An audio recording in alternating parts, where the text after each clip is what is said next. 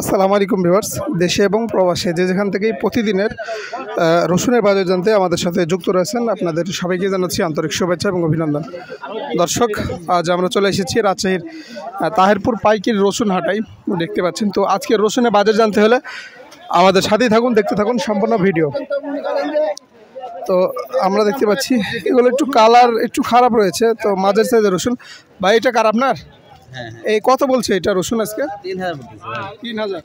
তো রসুনের দাম কি কম নাকি? গত হাটে কত ছিল?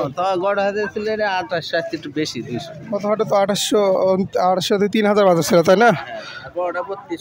তো আমরা পাশে দেখি বড় রসুন দেখা যাচ্ছে এখানে। আজকে তেমন রসুন আমদানি হয়নি মনে হচ্ছে। ভাই কত বলছে আজকে রসুন এটা? রসুন ভাই 2500, 2600। 2500। তো ভালোটা হচ্ছে 3000 বাজার। ভাড়াটার দাম যদি আরও বেশি ছিল গত হাটে। কালকে ঝলমলিয়াতে কিনেছে প্রায় 3500 থেকে 3600। পাশে এখানে ব্যাপারী ভাই রসুন ঢালছে দেখতে পাচ্ছেন। তো আমরা আজকে এটার বাজারটি জানবো আসলে কত যাচ্ছে দেখতে পাচ্ছেন। ভাই কেমন আছেন আপনি? ভাই ভালো আছে বলছে, আল্লাহর রহমতে। এখন বিষয় হচ্ছে আজকে কত যাচ্ছে রসুনের দাম? আজকে আপনি 3400 গেছে ভাই। 3400। তো আজকে 3400 গেছে।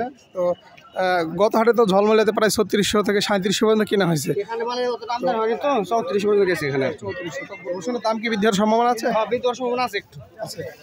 তো রসুন কি বিদেশ থেকে আসার সম্ভাবনা আছে? কোনো দেশ থেকে রসুন আসার এরকম? চীন থেকে আসার সম্ভাবনা আছে। চীন থেকে যদি রসুন আসে তাহলে কি রসুনের দাম আরও কমে যাবে?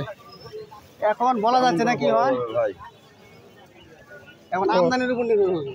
সামনে তো রসুন আবার বিচন হচ্ছে কেনা বেচা শুরু হবে, তো তখন কি দাম বৃদ্ধি হওয়ার সম্ভাবনা আছে? দাম বৃদ্ধি হওয়ার সম্ভাবনা হয়তো নাই। তো দর্শক, এই ছিল কিন্তু আজকের পাইকারি রসুনের বাজার। তো ভালো থাকবেন, সুস্থ থাকবেন। আসসালামু আলাইকুম।